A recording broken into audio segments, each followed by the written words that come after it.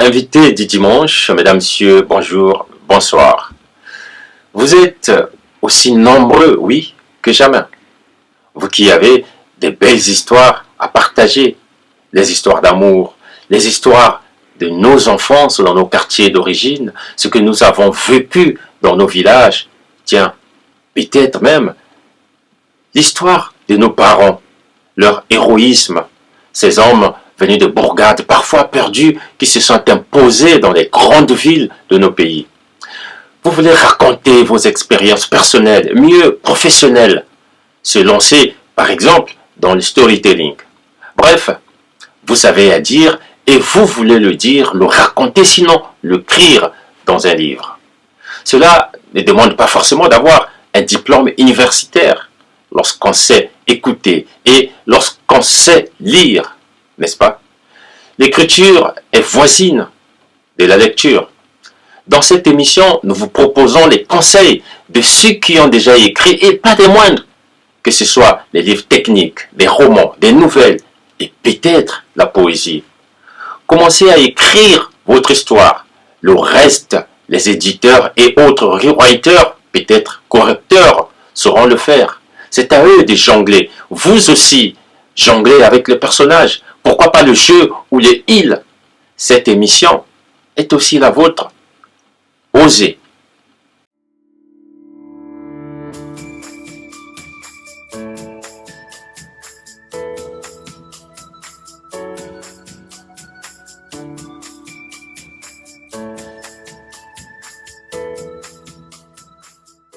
Écrire une nouvelle est une affaire personnelle, c'est-à-dire une affaire qui ne dépend que de nous.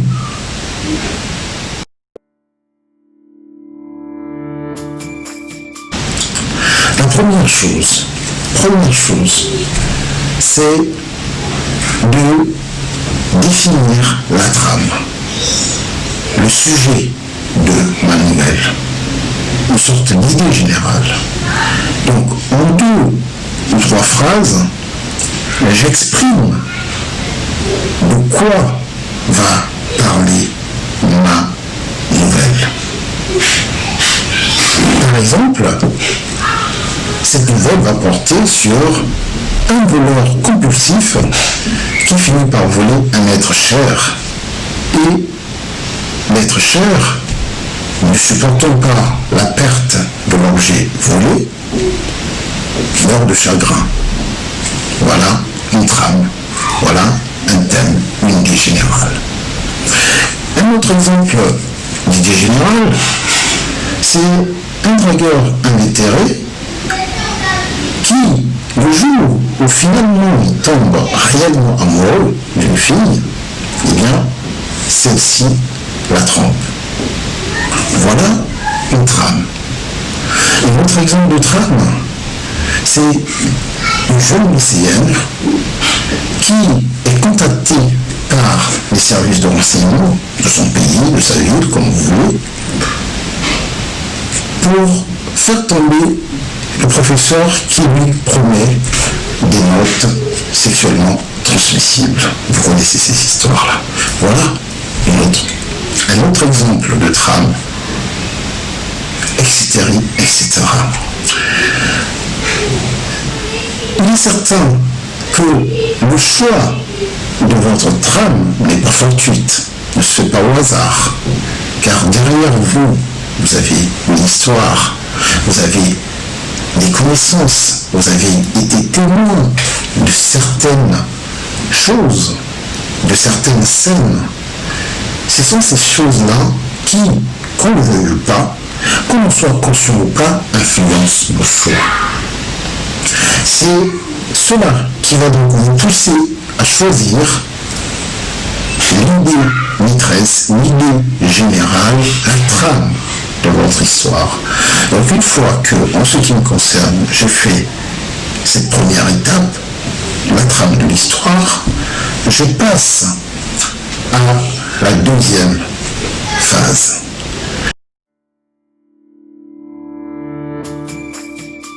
La deuxième phase, c'est je vais écrire. Ok, j'ai la trame, mais c'est pour véhiculer quel message? Quel est le message que ma nouvelle va véhiculer? Un exemple de message. La famille la plus importante n'est pas la famille de sang, mais celle qu'on se construit soi-même. Voilà un exemple de message. La famille la plus importante n'est pas la famille de sang, mais celle qu'on se construit soi-même. Un autre type de message pourrait être on finit toujours par payer ses fautes. Voilà ce que j'ai envie que ma nouvelle puisse véhiculer comme message. Un autre exemple de message, avec le travail, on arrive toujours à réussir. Un autre type de message, l'amour est plus fort que tout, etc., etc. Donc, j'ai la trame, ensuite j'ai le message. Et enfin, je passe à la troisième étape.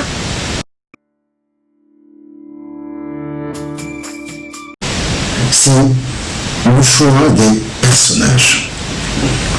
J'ai la trame, j'ai le message que j'ai envie de véhiculer, qui sont les acteurs qui vont incarner mon histoire. C'est donc les personnages. Je dois les choisir. En ce qui concerne la nouvelle, évidemment, il ne faut pas que ces personnages soient trop nombreux. 2, 3 personnages, 4 maximum, grand maximum, et sinon 2, 3, qui vont donc être les acteurs principaux, donc les personnages de l'histoire que j'ai envie de raconter.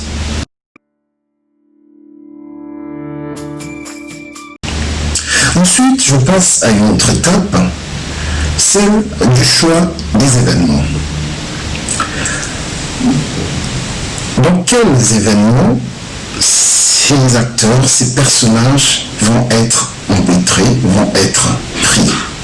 Des événements dans lesquels ces personnages vont se mouvoir, vont être confrontés à quel type d'événement. Ensuite, je passe à une autre étape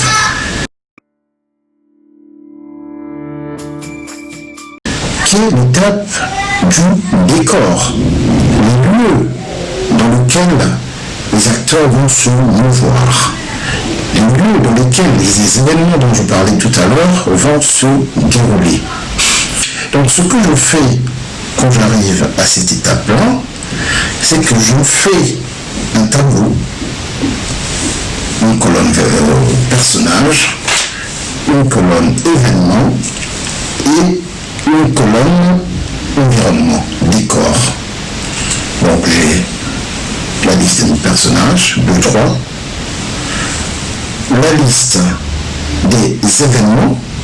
Il va y avoir, je dis n'importe quoi, un accident de voiture, un meurtre, une scène d'amour, ou des scènes d'amour, une course-poursuite, ainsi de suite, ainsi de suite. Je liste les événements que je pense faire confronter, auxquels pardon, je pense confronter mes personnages.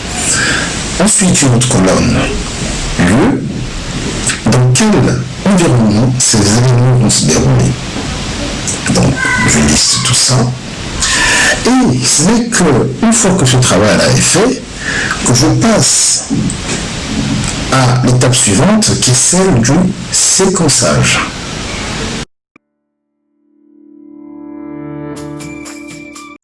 Celle de la structuration, si vous préférez celle de la mise en scène. Ça veut dire que j'ai une colonne avec un début et une fin dans laquelle j'essaie de placer les différents événements que par exemple, l'accident va se passer à tel moment, au début, ensuite ça va entraîner tel événement, ensuite ça va entraîner tel événement, ensuite les deux, ainsi de suite, ainsi de suite. Et c'est là que, lorsque j'ai terminé tout ce travail-là, donc je rappelle la trame de l'histoire, le message de l'histoire, les personnages, les événements, les décors, la structuration, c'est-à-dire l'intrigue, c'est-à-dire l'ensemble des événements avec les acteurs, ce n'est qu'à ce moment-là, donc quand j'ai fini donc après la mise en scène, ce n'est qu'à partir de ce moment-là que je passe à l'étape, j'allais dire, ultime, non, parce que tout le reste est important, comme vous l'avez bien vu. C'est qu'à partir de ce moment-là, une fois que j'ai tous ces éléments qui forment en quelque sorte le squelette de toute mon histoire, que je me mets ensuite à l'écriture de ma nouvelle.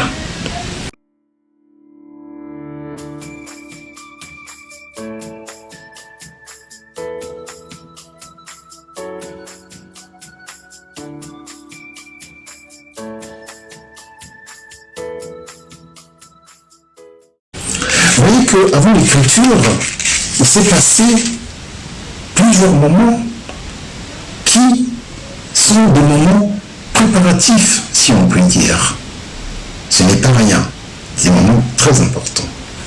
Et donc ensuite, je passe à l'étape de l'écriture.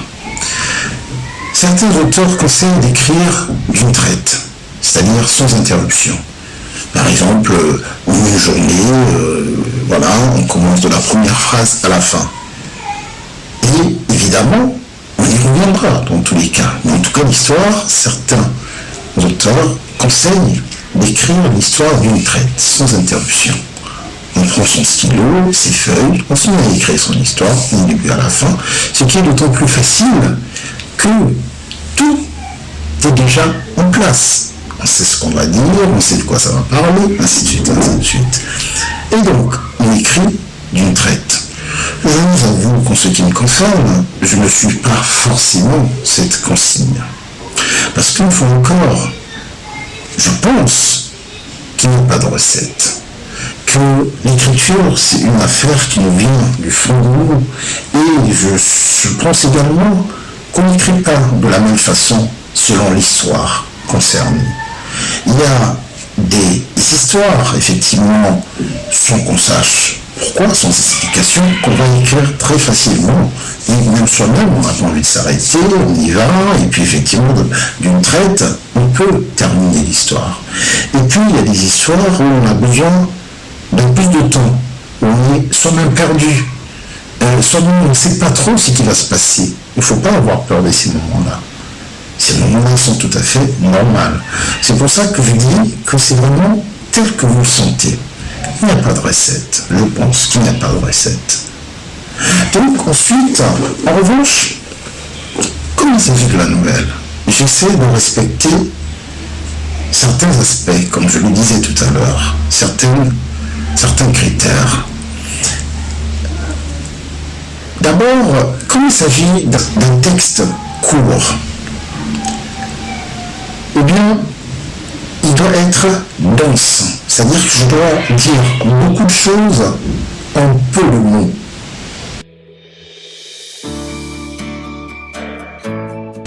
Dès les premières phrases, il faut que le lecteur rentre dans l'histoire. Dès les premières phrases. C'est pas comme dans un roman ou dans un conte où j'ai eu le temps. Où j'ai été une fois, ou un jour. Non, il faut que tout de suite, dès les premières phrases, il y ait une action qui se déroule. Et je commence donc par une action, et ces actions doivent s'enchaîner. Ces actions doivent s'enchaîner. Une autre chose que je respecte, c'est que il ne doit pas y avoir trop de péripéties, c'est-à-dire trop de rebondissements. 3 à 4 péripéties au maximum.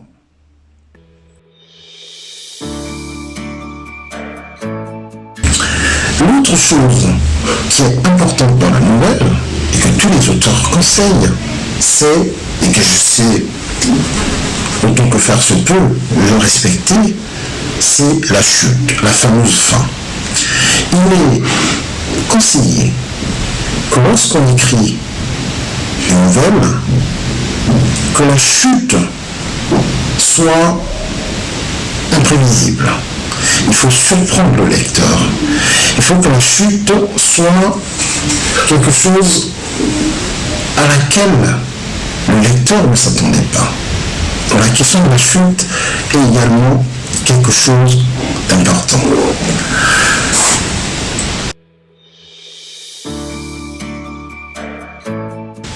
Comment j'écris? Quelles sont les précautions que je prends en écrivant mes nouvelles? Première des choses, c'est d'être le plus clair possible, d'être le plus simple possible, avec les mots les plus simples, les plus clairs.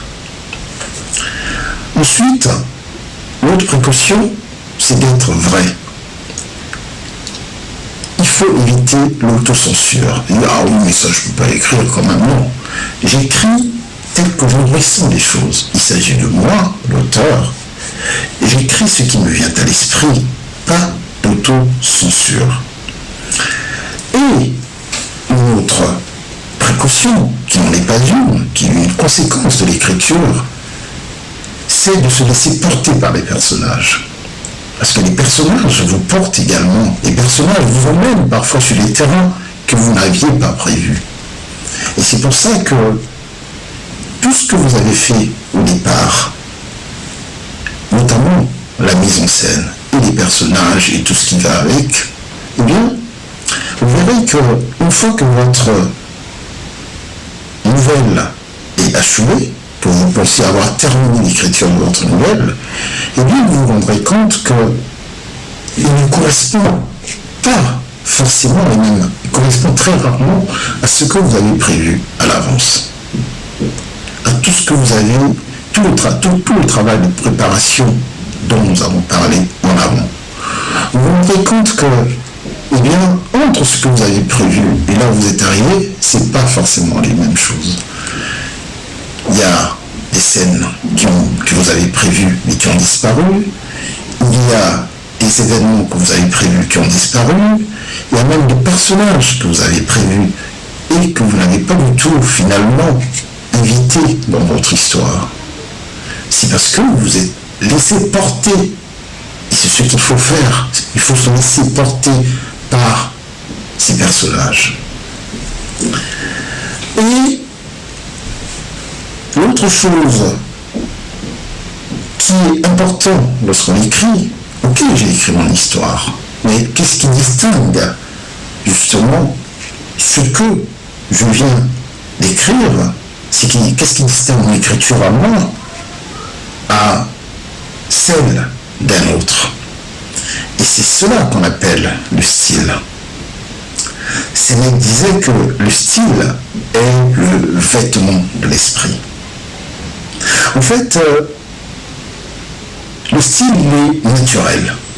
C'est vraiment votre façon à vous de penser, votre façon à vous de réfléchir, votre façon à vous d'écrire. C'est naturel. C'est pour ça qu'il ne faut pas s'auto-censurer. Mais il est vrai que le style peut aussi se travailler. Il faut vraiment aller chercher au fond de soi. Il faut faire remonter vos émotions et ne pas hésiter de les coucher. Les émotions qui peuvent vous gêner, vous choquer, ou que vous pouvez banaliser, peuvent être ces émotions-là qui vont plutôt intéresser le lecteur. Donc l'autocensure à proscrire.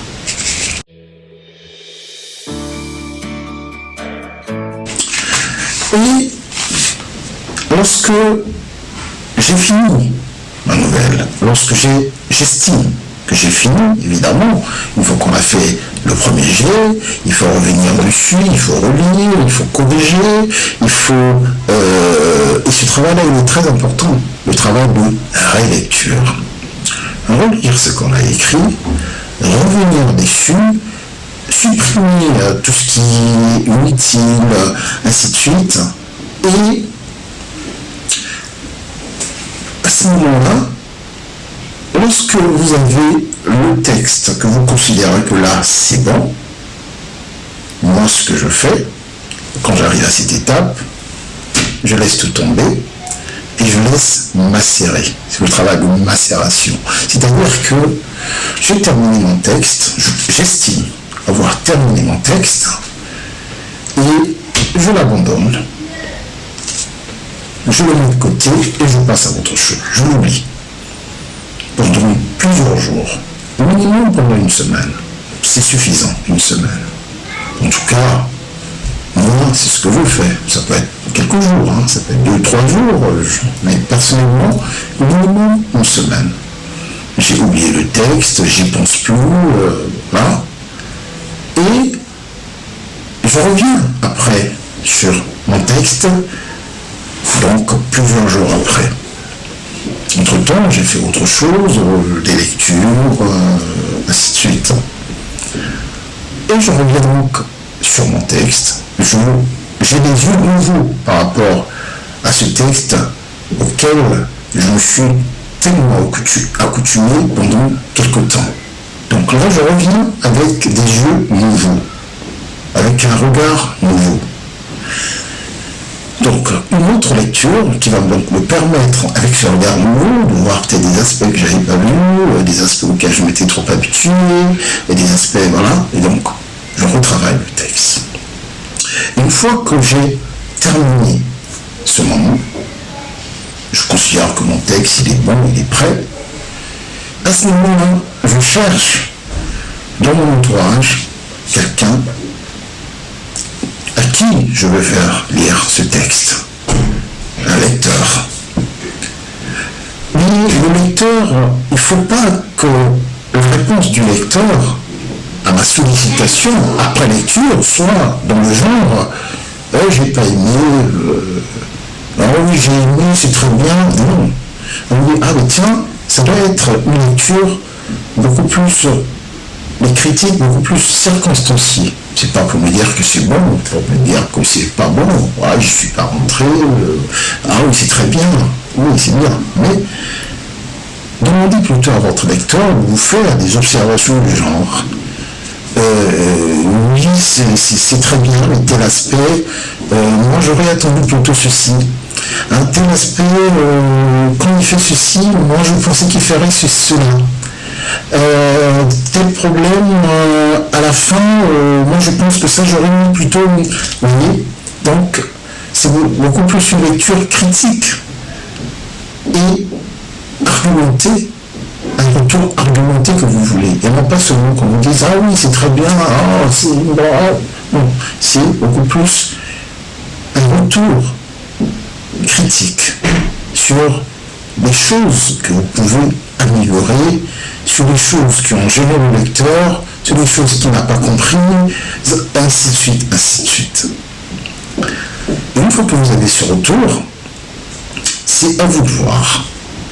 Soit vous en tenez compte et vous améliorez votre texte, soit vous vous dites, bon là il n'a pas compris, pour moi c'est très clair, parce que, une fois encore, la lecture est comme l'écriture. C'est nos sensations, c'est nos projections. Donc, un lecteur, vous n'aurez jamais, globalement je vais dire, tout le monde peut vous dire que votre texte est bien, mais si vous grattez, vous verrez que la réaction des gens ne sera jamais le même selon les personnes. Il y en a qui vont être gênés par tel aspect, les mêmes aspects qui vont plutôt plaire à d'autres, et ainsi de suite. Donc il faut faire également attention sur les avis reçus. Ce n'est pas parce que c'est un avis que c'est forcément un avis à prendre en compte. Si cet avis vous parle, évidemment, vous le prenez en compte. Mais si on ne vous parle pas, vous n'êtes pas obligé. Parce que vous pouvez avoir des avis, mais qui ne vous servent pas, forcément. Donc, une fois que vous avez tenu compte de ces avis-là ou pas, eh bien, soit vous ne corrigez pas, et vous considérez que votre nouvelle est terminée. Voilà, chers amis, ce que je pouvais vous dire sur comment moi je m'y prends lorsque j'écris une nouvelle. Mais ce que je peux vous conseiller vivement, c'est qu'avant de faire quelque chose, regardez ce qui a déjà été fait par d'autres. Donc, je ne peux que vous conseiller la lecture des nouvelles. Il y a des auteurs reconnus comme étant des spécialistes de la nouvelle. Vous connaissez la liste, je pense que Maupassant est incontournable. Maupassant. Personnellement, je citerai aussi Philippe Roth. Personnellement, je citerai aussi William Faulkner. Personnellement, je citerai aussi Romain Gary, Henri Lopez, Stéphane Zweig, Tati Lothar. Il y en a des milliers d'auteurs comme ça, qui sont reconnus comme des très bons novellistes. Lisez, lisez, lisez. Il n'y a qu'en lisant qu'on peut parfaire son style.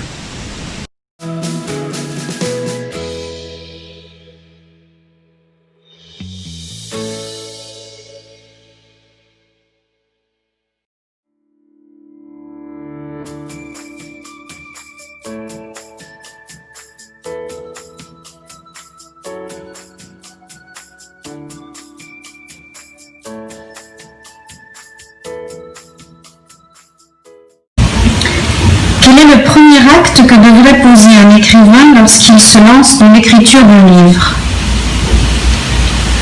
C'est une question qui est un peu vaste. Le premier acte, je suppose que quand il commence à écrire un livre, il a une petite idée de ce qu'il voudrait écrire, une idée, mais elle est vague.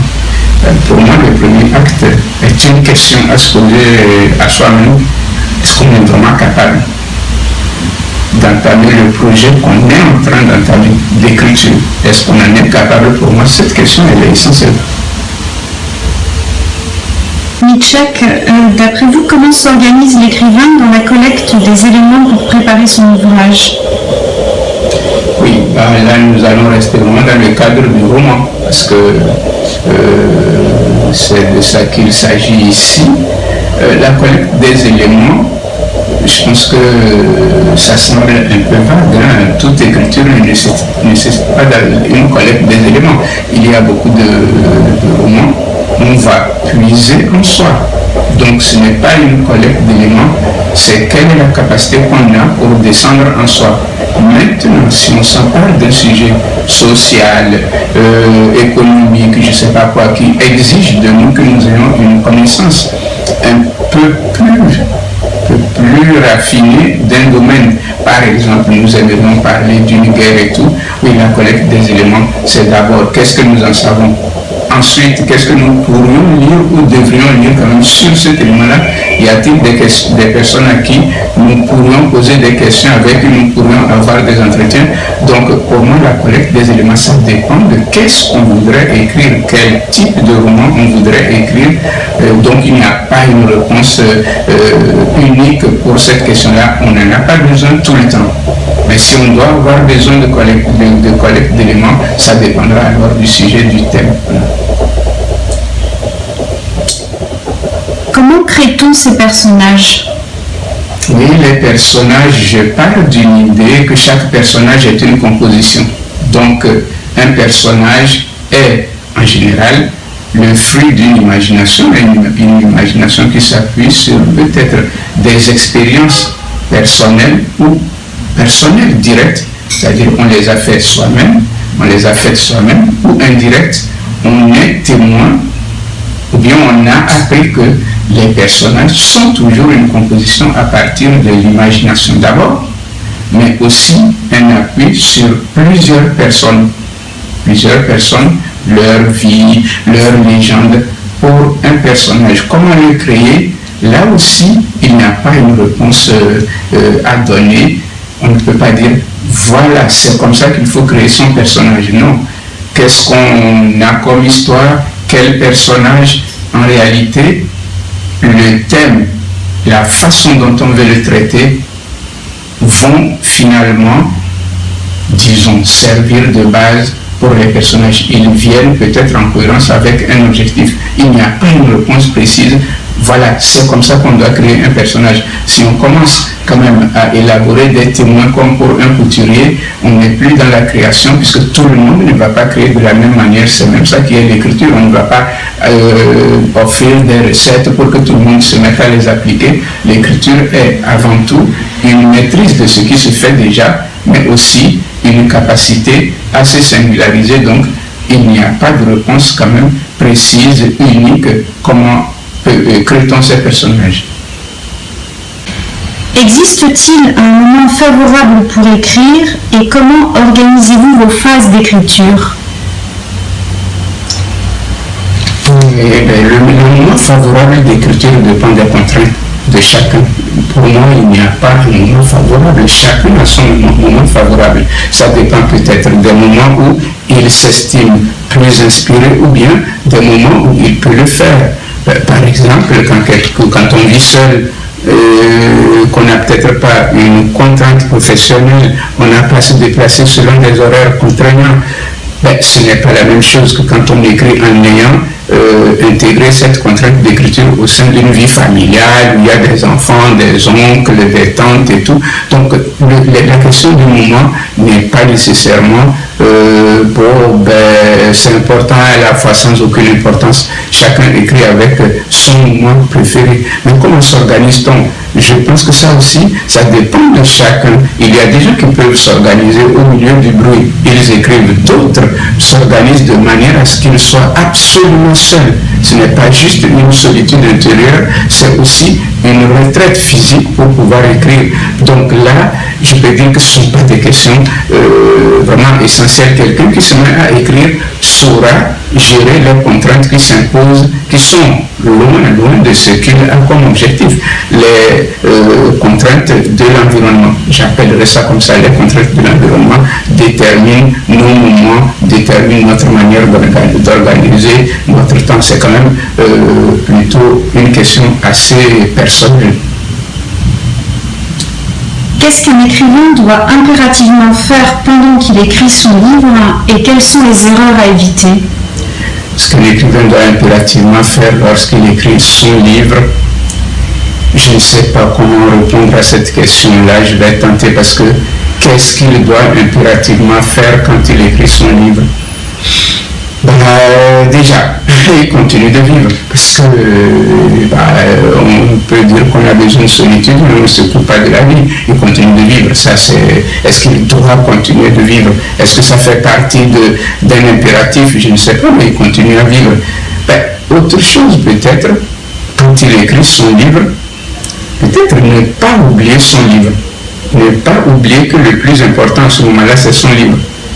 Mais c'est peut-être parce qu'il n'oublie pas son livre qu'il doit peut-être, je dis peut-être parce que je n'en suis pas sûr, se souvenir de ce qu'il a lu fraîchement ou il y a longtemps, les livres sur lesquels il s'appuie. Pour moi, ça c'est quand même une chose absolument importante. Là, je parle en m'inspirant de moi. Et dans ces conditions-là, ce n'est peut-être pas valable pour les autres. Ça, je ne sais pas si on peut répondre de façon absolue à ces questions-là. Ça relève toujours de quelque chose de personnel. Ce qui fait d'ailleurs qu'aux mêmes questions, quand on lit ce que les grands écrivains ont dit, jamais on ne verra deux d'entre eux disant la même chose. Voilà. Donc, c'est quand même un peu souple, chacun selon sa façon, ses contraintes, ses impératifs. À quel moment doit-on trouver le titre de son ouvrage, avant ou après l'avoir écrit? Le titre peut être important parce qu'il y a des livres, et une fois qu'on a trouvé le titre, on a peut-être l'esprit du texte. Donc, il est pour certaines personnes et pour certains sujets impératif de trouver le titre avant même de commencer à écrire. Mais en règle générale, les titres changent et on propose plusieurs en écrivant et finalement on retient un qui n'est même pas le bon Si je ne dis pas en général, je pourrais dire le plus souvent, parce que pour ceux qui sont écrivains, ont déjà publié des livres, ils savent que beaucoup de titres ont été suggérés par les éditeurs. Donc, selon les sujets, ça peut être impératif de trouver le titre avant de commencer à écrire, mais je dirais non. En règle générale, le titre, il peut venir après, il ne peut même pas être celui de l'auteur parce que les éditeurs proposent des titres et beaucoup de titres sont ceux que les éditeurs ont proposés, pas ceux que les auteurs ont donnés à leur propre texte. Quel conseil donneriez-vous à un jeune écrivain? Les conseils à donner à un jeune écrivain sont tout aussi vagues, franchement, parce que on suppose que quelqu'un qui est écrivain ou qui veut le devenir a aussi pris son temps pour lire. Et les conseils, on les trouve chez les écrivains. Donc les jeunes écrivains s'inspirent aussi de ce que les grands écrivains ont laissé dans des écrits comme conseil. Je prends l'exemple d'un jeune sénégalais comme Mohamed Moudassa, quand il publie Terre Sainte à 24 ans, avant de l'écrire, donc quand il n'avait même pas 20 ans, il a lu les conseils que donnaient les Dostoevsky, les Hemingway, les Montgomery et tout. Mais si je devais donner un conseil à un jeune écrivain, en partant de l'idée qu'avant de commencer à écrire, il a suffisamment lu, je dirais peut-être une chose, pas cinq, savoir dans quel domaine de la description, de la transposition des idées, dans la création de l'atmosphère, dans quel domaine il se sent le plus à l'aise. Je pense qu'il faudrait qu'il mette l'accent sur le domaine où il se sent à l'aise et tenter d'éviter d'imiter les grands écrivains dans des domaines où il n'est pas à l'aise. Il doit s'appuyer sur les écrivains qu'il a lus sans jamais tenter de les imiter. Il faut que lui sache dans quoi il pourrait être, entre guillemets, être fort. Il faut montrer le meilleur de lui-même à partir de l'angle où il se sent à l'aise. Il faut éviter toute imitation qui ferait de nous des sous-produits des grands écrivains que nous admirons. Ça, je donne ce conseil-là, mais il y en a tellement que les grands écrivains ont donné. Donc, il n'y a pas un seul conseil ou cinq qu'on pourrait donner. Il y en a plusieurs selon les personnes qu'on interroge. Comment gérer son inspiration et ses moments d'inspiration? L'inspiration, déjà, il faut qu'on revienne sur cette question-là d'inspiration. Est-ce qu'on est écrivain parce qu'on est inspiré ou est-ce qu'on est écrivain parce qu'on travaille? Parce que c'est un travail, hein. Il n'y a pas contrairement à ce qu'on pense, des moments comme ça d'exaltation où on est inspiré, on fait un travail, beaucoup de travail, on organise le travail. Admettons il existe une inspiration, bien sûr, elle existe. Comment la gérer? Elle peut venir donc à un moment où on est en train de faire autre chose, on est dans d'autres contraintes. Je dirais quand même que de nos jours, il y a plusieurs possibilités. Un carnet pour noter des choses, ou bien le téléphone portable qu'on a sur soi pour noter des choses. Il ne faut peut-être jamais laisser les idées qui semblent importantes, qui naissent dans notre tête, il ne faut pas les laisser dormir longtemps en nous, puisque quelques instants, beaucoup, et plus tard, quand on veut revenir là-dessus, elles ont déjà disparu. Donc ce qui nous semble important, on pourrait s'arranger à le noter, trouver le temps de le noter. C'est pour ça que je parle du téléphone portable. On n'a pas nécessairement le temps de reprendre son carnet, mettre une petite note, mais il y a le téléphone portable où on peut noter pas mal de choses, ou la tablette, beaucoup de choses qui sont sur nous peuvent nous servir à mettre peut-être un petit point là, une petite virgule là, parce que quelque chose nous est venu dans l'esprit. L'inspiration, elle peut venir à tout moment. J'insiste, le reste, c'est quand même du travail, beaucoup de travail.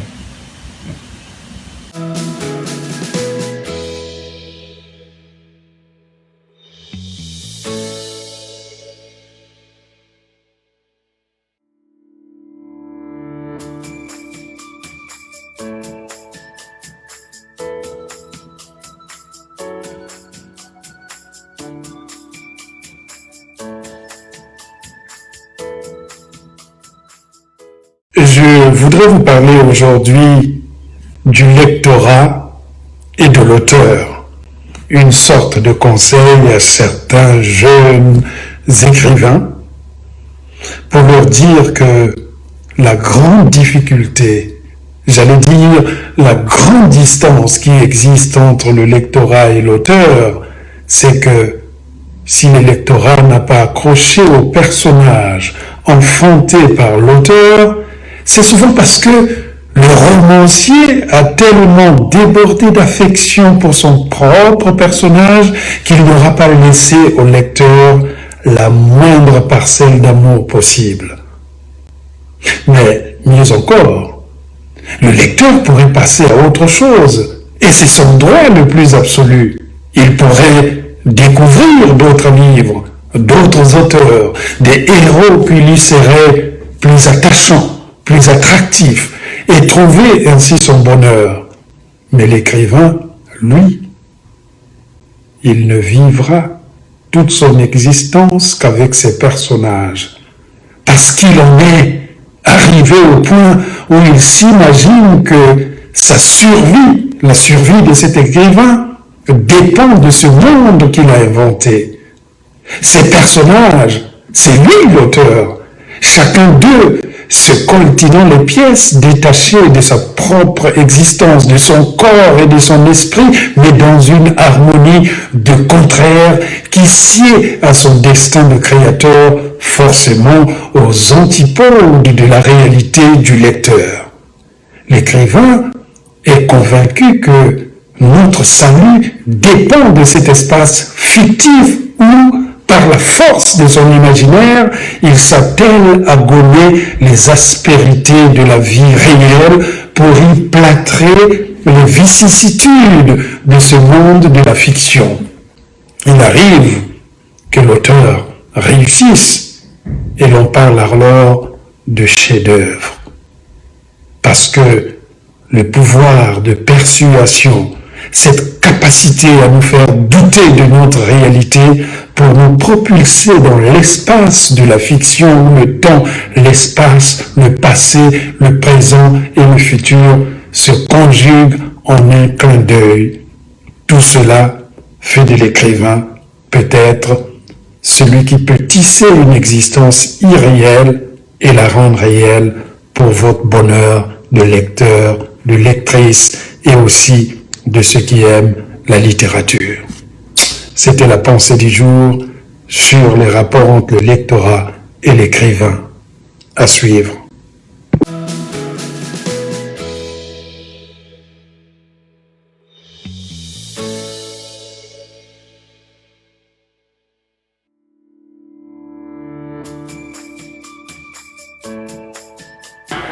Bonjour, bonsoir. Je vous parle aujourd'hui du storytelling. Thank you. Let's start with your name, please, sir. My name is Archie Williams. Then where are you from, Archie? I'm from Louisiana. Louisiana. Right, let's get to know you first of all, actually, a little bit. Okay.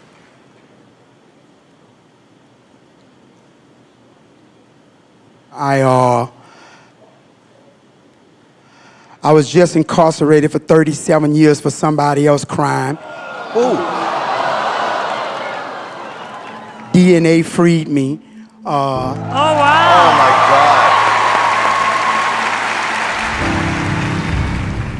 God. On the morning of December the 9th of 1982, a 30-year-old white woman was raped and stabbed in her home.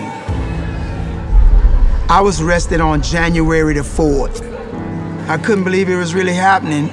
I knew I was innocent. I didn't commit a crime. But being a poor black kid, I didn't have the economic ability to fight the state of Louisiana. At the trial, none of the fingerprints at the scene matched mine. 3 people testified that I was at home, but they wanted somebody to pay. I was sentenced to life in 80 years without the possibility of parole or probation. I was sent to Angola State Penitentiary. It was classified as the bloodiest prison in the United States. You had a choice to either be strong or weak, you know, because you will be tried and tested. Days turned into weeks, into months, into years.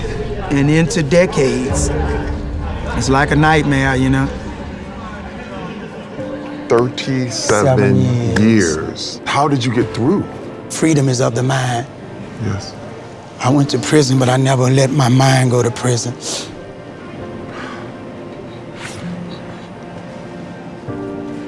When you're faced with dark times, what I would do is I would pray and sing. This is how I got peace. And when the Innocent Project took my case, I just kept hope that they will prevail. This new technology got me back in court. They was ordered to, run the fingerprints in the database. And within hours, they matched the prints to a serial rapist. After 37 years, I was released on March the 21st, 2019. How does it feel right now to be out, to be vindicated? Man, it's a feeling I'm still trying to grab. I'm still trying to digest the freedom that I have right now. I watched America Got Talent in prison, and I would visualize myself being there. I always desired to be on a stage like this, and now I'm here. Thank God. I know it's my chance of a lifetime.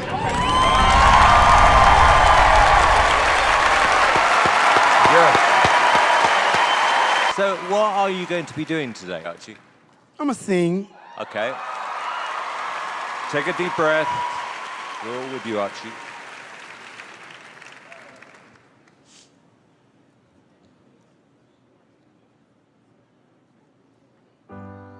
I can't lie. No more of your darkness. La vidéo que vous venez de suivre vous montre la puissance du storytelling ou l'art de raconter des histoires. On peut dire que ce participant de l'émission America's Got Talent avait gagné avant même de chanter, ce grâce à son histoire et à sa façon de la raconter. La communication narrative ou storytelling est une stratégie de communication qui utilise l'art de raconter les histoires, stories, comme technique de persuasion dans la stratégie marketing ou la communication politique. Et quand je dis politique, entendez par là gouverner. Certes, il y a un débat entre universitaires pour savoir si cet art de conter, donc storytelling, relève peu ou prou de la fiction littéraire. Ce que l'on peut dire, c'est qu'en littérature, un auteur peut écrire, réécrire 100 fois la même phrase parce qu'il veut accrocher son lecteur. De la même façon, dans le storytelling, le narrateur s'efforce à relater une histoire qui captive. Au finish, les deux ont la même préoccupation, la même quête, celle d'accrocher le lecteur ou l'auditoire d'une histoire. Donc, d'un côté, le storytelling, le chanteur candidat à America's Got Talent a raconté d'abord une histoire qui vous emporte, qui vous atteint, une histoire qui vous émeut.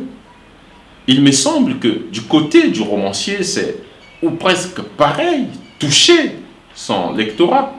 Autant il y a de la fiction chez le romancier, autant il y a un peu de fiction dans le storytelling, bien que l'histoire soit vraie. Ce qui compte, c'est rendre l'histoire et la structurer, la mettre en scène, la présenter de façon à la rendre plus captivante. C'est donc important, quand on veut écrire un récit de vie ou une autobiographie, de présenter l'existence de la personne comme un roman, à romancer donc sa vie. Vous avez, parmi les ressources de la formation, la présentation des 7 archétypes classiques de récits utilisés dans les contes et la littérature depuis les débuts de l'humanité. Ce sont encore de nos jours ces schémas narratifs puissants qui trouvent un écho profond en l'homme. L'auteur du livre The 7 Basic Plots, Why We Tell Stories, Christophe Booker, pense que la théorie du psychologue Carl Jung sur les archétypes et la réalisation de soi peut expliquer les modèles d'histoire. Vous pouvez vous appuyer sur ces schémas pour écrire vos récits de vie et les rendre plus proches d'un roman, à la différence, bien sûr, que les faits présents seront vrais, réels, c'est-à-dire qu'ils se sont produits dans votre vie ou dans une vie quelconque. C'est carrément l'exercice de la nouvelle qui est un récit, oui, un récit qui puise dans la réalité. Les techniques d'écriture, on peut certes les apprendre, mais le feeling, ça, croyez-moi, ça ne s'apprend pas. Et c'est justement ce qui fait votre identité.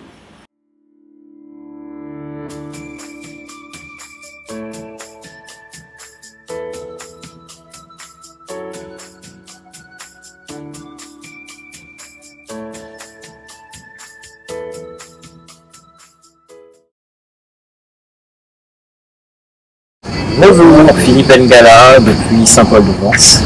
Je suis heureux de participer à cette masterclass concernant les tuyaux d'écriture. Et à la question de savoir si l'inspiration est toujours au rendez-vous, lorsque l'envie d'écrire se présente, me concernant, la réponse est négative.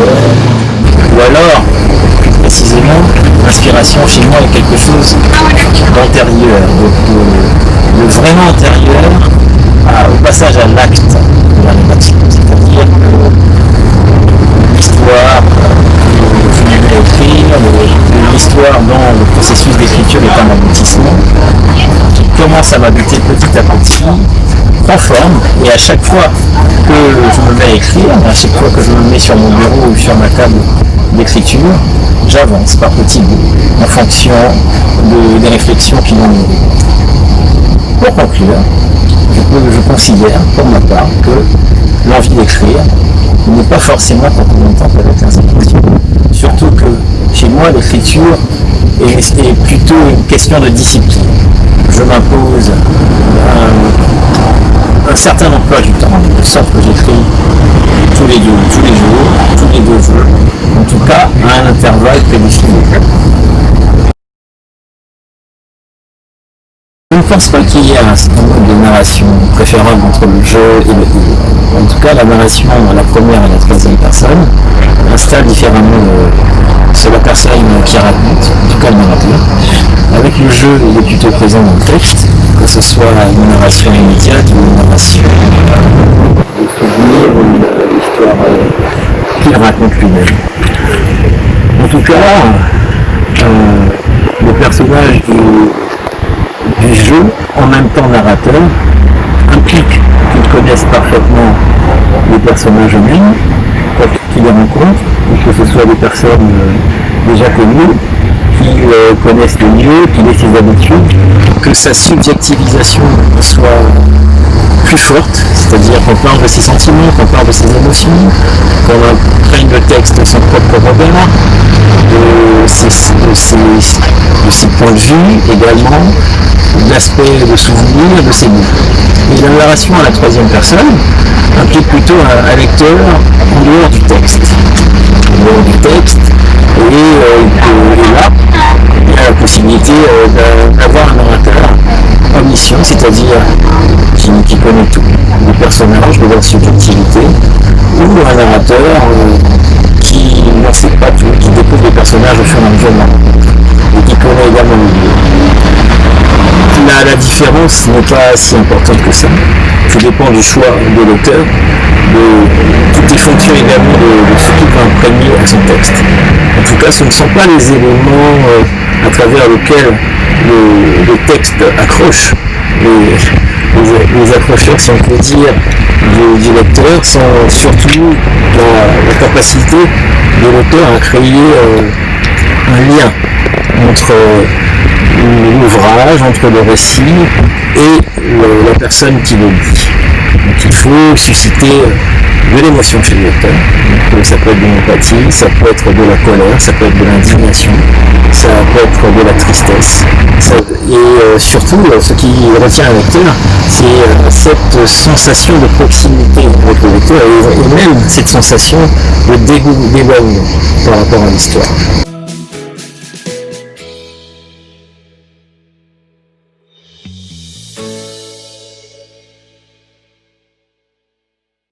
Ainsi donc s'achève cette émission que l'on aurait pu intituler « Quand les auteurs expliquent leur travail ». Ceci n'est qu'une première partie, comme qui dirait un premier épisode. N'hésitez pas à envoyer vos questions aux auteurs via la page Facebook de l'invité du dimanche. Merci à vous, oui, vous qui nous suivez d'un peu partout.